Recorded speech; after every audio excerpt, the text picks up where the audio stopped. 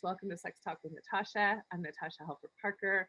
I am the host of the show. I'm so glad to have you on. Tonight, we are going to be talking about answering questions for those who are interested in delving into the world of non-monogamy. And it's fraught with, I think, myths and misperceptions and language and definitions and all kinds of stuff that I think will be very helpful for people to at least hear us discuss a little bit tonight. Our guest is kind of on to share some of her own personal experiences with non-monogamy and kind of, advice from the trenches, where, instead of advice from the professional who isn't non-monogamous. So there you go. Anyway, I want to just start off by explaining a little bit about Sex Talk with Natasha. We do this live Wednesday night show every week. We have all kinds of different topics, from parenting to libido differences, to anatomy, to orgasm, to all kinds of stuff. So we love having you on as guests and encourage you to come on with questions, or at least participate by asking questions on the comments threads. And Ashley will talk a little bit more about that. But my main thing is I just want to, I've been working with people for over 20 years. And the topic of sexuality has always been a tough one to broach, both from the therapist perspective. If I'm asking those kinds of questions, sometimes people are very embarrassed or don't know that's normal, that somebody should be asking them about their sexuality, or the other way around, where people sometimes are very embarrassed to ask the professional about sexual issues that might be happening in their relationship. So my biggest success getting people to talk about sex was actually a blog I started where people could just comment anonymously. So then I got lots of sexual questions, which is actually what started my whole career as a sex therapist, because as I got more and more questions, I wanted to make sure that, I started wondering, am I answering these correctly? And there's definitely some things that I would go back and re-answer differently now that I've gotten a lot more training. So I've been really happy to get my training as a certified sex therapist. I'm really happy to offer what I call comprehensive adult sexual education, which none of us really got. Most of us got the adolescent version, which was basically don't have sex, don't get an STI, don't get pregnant, right? So that's kind of the majority of the information we got. And therefore I see a lot of unnecessary pain, unnecessary struggles, unnecessary shame as a very common theme in relationships, or even individuals who are struggling with all kinds of things sexual. And I think education is a really good place to start. So Sex Talk with Natasha is meant to be experiential. I have a lot of homework assignments. I have a lot of action, daily actions. I'm not expecting anybody to figure out their sexual journey in a weekend or an hour with me, or anything along those lines. I think it's an ongoing journey that we're on. And so therefore Sex Talk with Natasha is meant to be an ongoing journey with you, where you can access all kinds of stuff on a regular basis. We also have online webinars. Right now we're developing a parenting webinar. So there's 5 different sections that are pretty much already done and available for you. There's also some audio things that I do, like mindfulness exercises, sensate focus, etc., that I explain. So lots of different resources that we hope you tap into by becoming a subscriber. So we always have this first part of Facebook Live as kind of a free kind of taste of Sex Talk with Natasha, but really you get so much more once you become a subscriber and interact with the community, interact with me personally if you want, come on the show, ask questions, have access to all the resources. So that's what we're hoping that you'll be interested in doing. And I'm going to turn the time over to Ashley, our producer, to give you a little bit more information. Yeah, thank you, everybody, and thanks for joining. We always love doing this for you guys, and this is for you guys. We want to make sure you guys are getting out of this what you want and what you need. We have now hours and hours of content up on our Patreon, and you can get access to all of it for as little as $2.99 a month. That's very, very small compared to what you would pay for just an hour of time with a certified sex therapist. So this is for you. We want this for you. It's an intentional thing that you guys need to decide to do. I promise it's worth it. I really do. It's been so much fun developing this with Natasha that I've gained a lot out of it myself. So So we encourage everybody to go check it out, patreon.com/sextalkwithnatasha. For those that are just joining, it's an hour-long program. The first 15-20 minutes or so, Natasha's going to give us a little bit of some education, and then the next 20 minutes or so, we're going to bring our guest on, who it's going to be a great one tonight. A little bit different format in that she's going to help, share her experience. And so, because we really want to give you guys, we've had a couple episodes already on a similar topic when it's come to either non-monogamy, polyamory, that kind of a thing. And so I think it'll be really helpful for everybody to have somebody that's really that has experienced it themselves. And then, of course, the last 20 minutes, we'll open it up to audience questions. Again, this is for you. We want this to help you. So please go ahead and send us your questions. As always, if you guys want to see Natasha professionally, you can check out her online practice, Symmetry Solutions, and you can find that at symmetrysouls.com. So without further ado, I'm going to turn it back over to Natasha. All right. Thank you so much. So as I mentioned earlier, the topic tonight is non-monogamy, and the official term that is kind of considered apropos these days is consensual non-monogamy. Now, you might hear similar terms thrown out there, polyamory. Polyamory is probably the most common one, but the reason why that's not necessarily all-inclusive is because polyamorous, as a definition, tends to include romantic feelings, and not everybody's interested in all of their relationships, necessarily including romance. So non-monogamy is kind of the umbrella term, and consensual non-monogamy is really what we're talking about. So I wanted to just kind of start off by giving you kind of my classic, 1 through however many bullet points I come up with, and sometimes I add or delete one as I go, so you just have to bear with me. But I think I want to start off with the idea that, in my practice, it seems like the interest in non-monogamy has definitely been more present, I would say, in the last probably 5 or 7 years in my practice than prior to that. I do think that we are challenging social norms and social scripts all the time. I mean, that's just kind of an ongoing historical thing that tends to happen. So there's more people interested in things that in the past have been considered more taboo.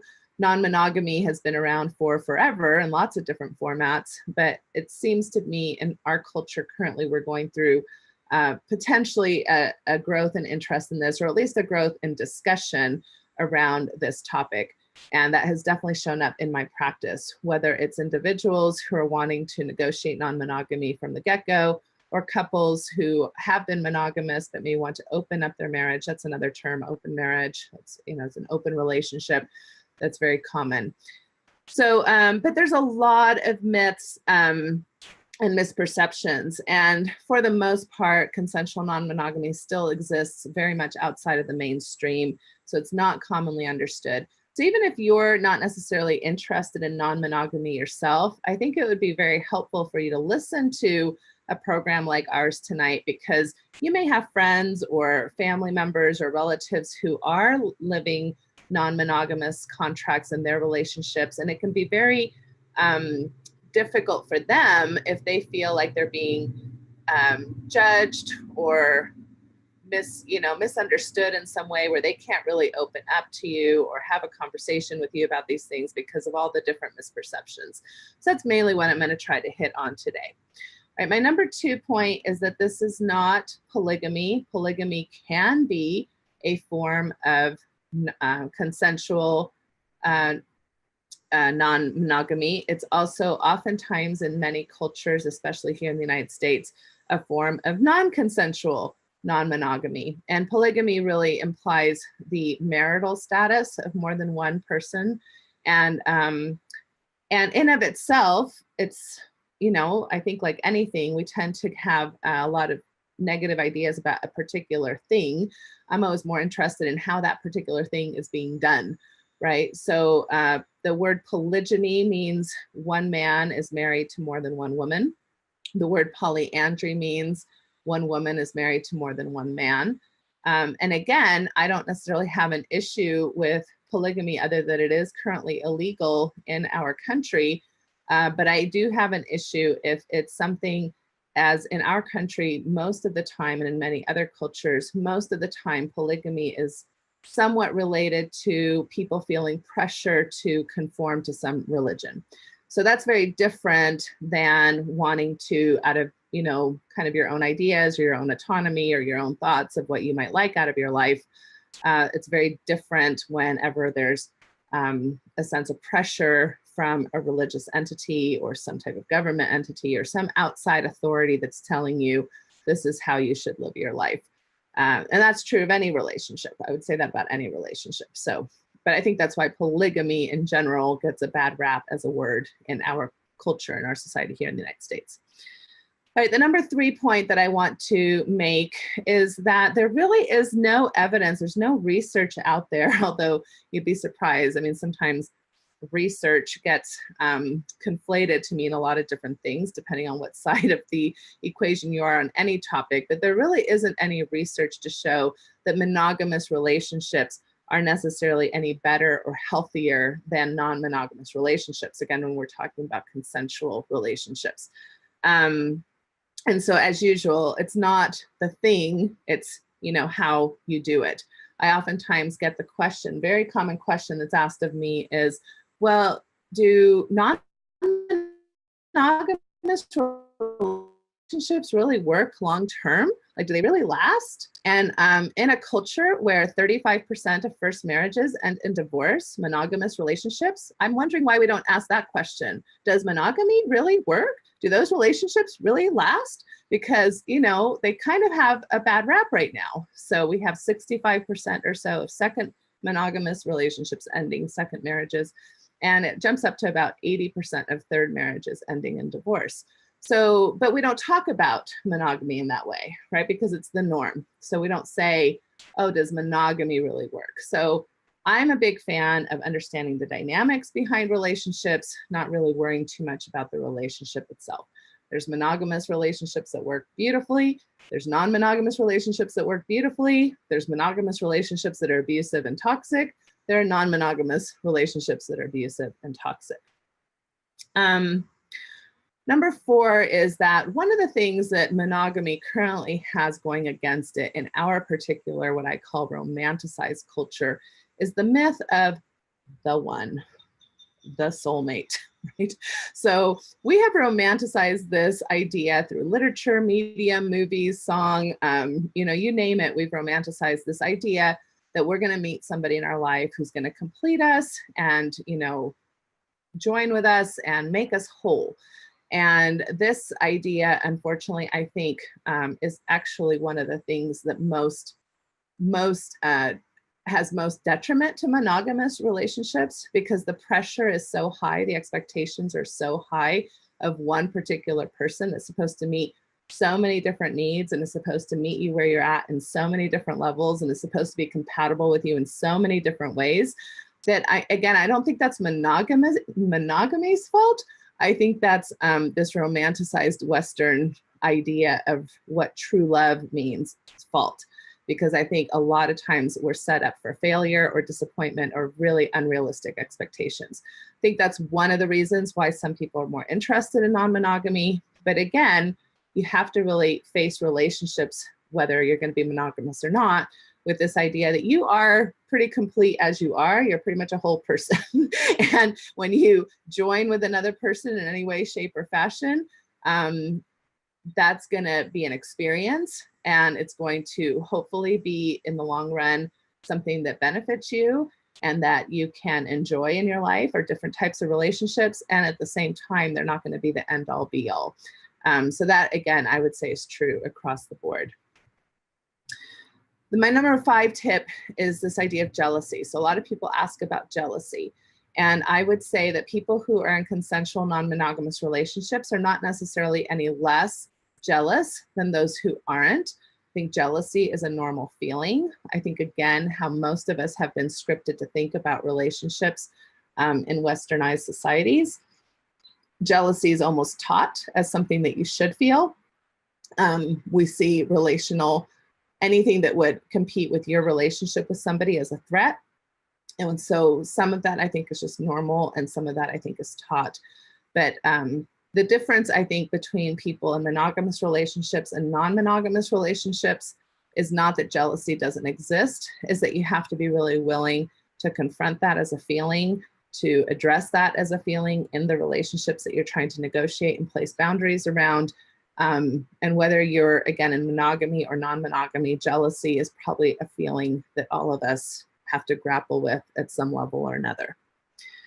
My number 6 tip, or actually just this isn't a tip, this is just more information. It's hard to know statistics around this because, again, anything that's taboo in life, people tend to lie about on surveys, but we're guessing that it's somewhere around the 5% mark in the United States anyway, of adults who are currently negotiating non-monogamous relationships. And if anybody wants to challenge me on that, that's fine, because I'm guessing there's more than one study on that. But that's kind of the best guess I can make at this point. My number 7 point that I want to make is that this is not cheating. So infidelity is not non-consensual monogamy, non-monogamy. So non-consensual non-monogamy implies that all partners involved know about the boundaries and the, you know, what each partner is doing and is involved with.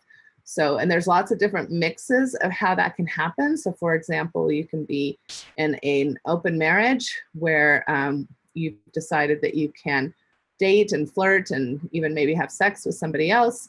You might be having sex with somebody who is not necessarily being honest with their spouse or long-term partner.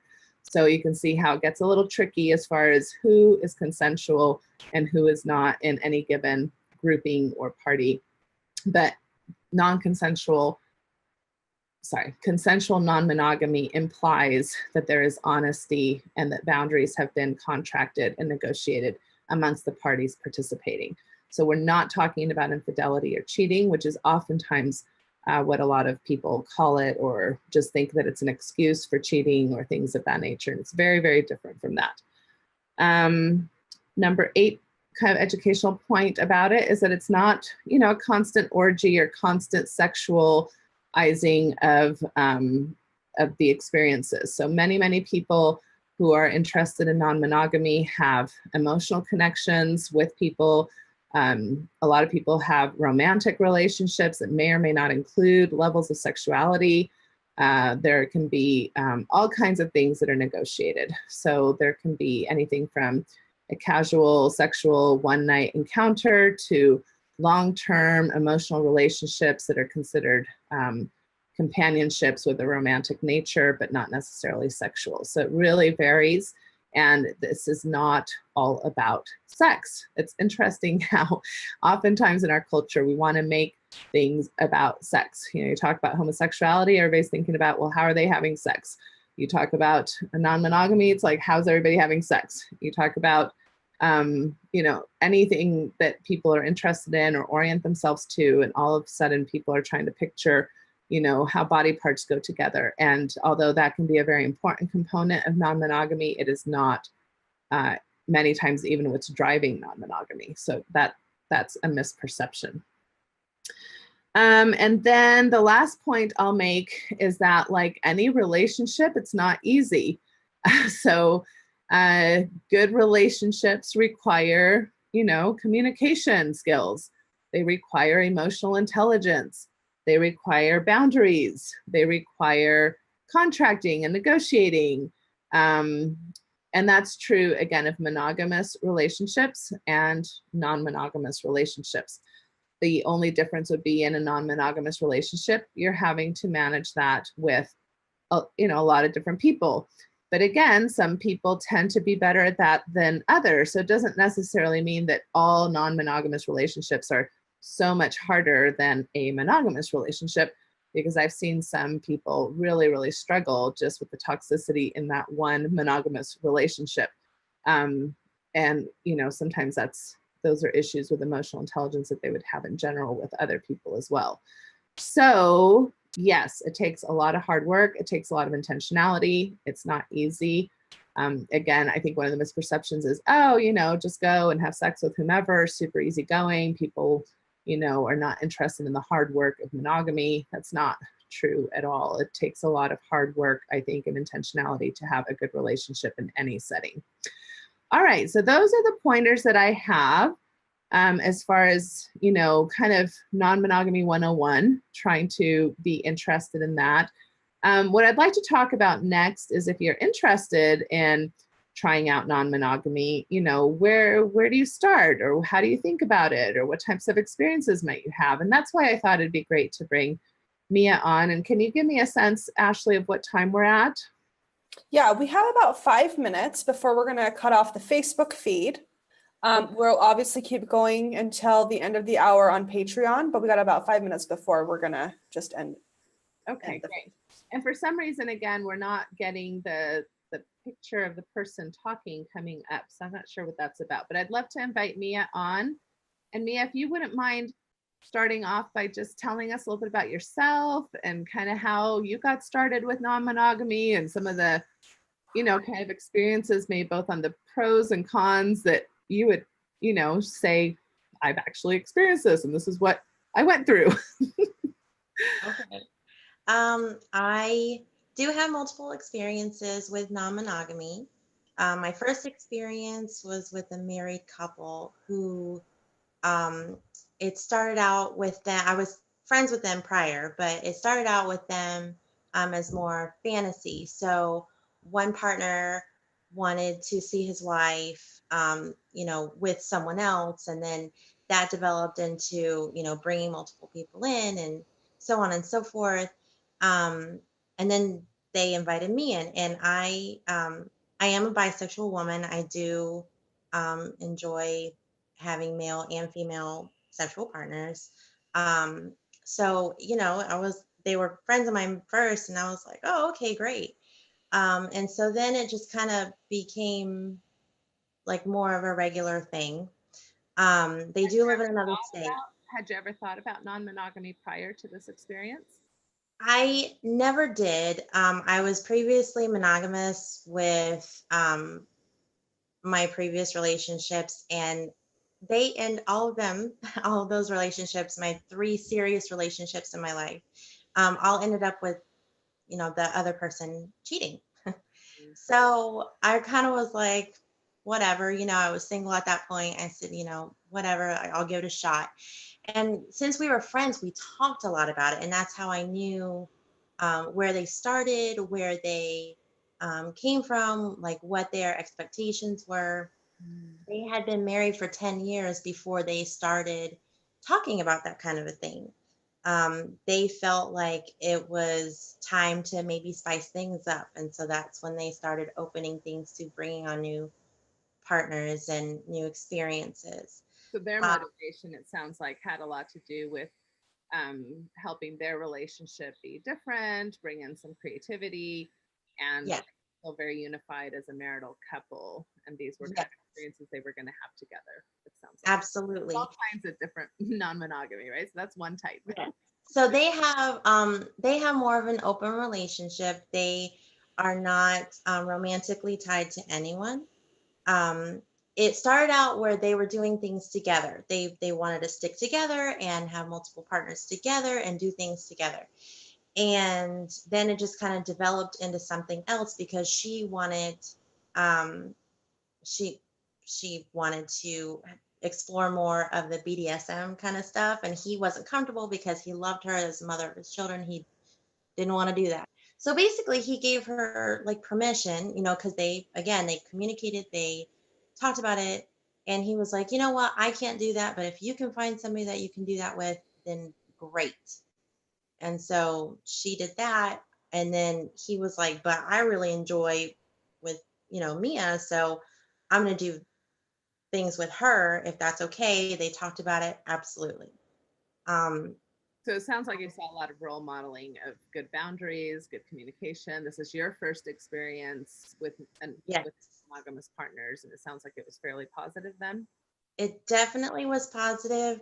There never was any real jealousy issues. Like, when they were on vacation down here, she'd be like, oh, well, I kind of wanted to do this. And so, maybe a little bit of a jealousy there, but not like you like her more than me, or, while we were with her, then, you know, you enjoyed her more than me. And this, like a lot of people tend to do, because I have been in that type of a situation,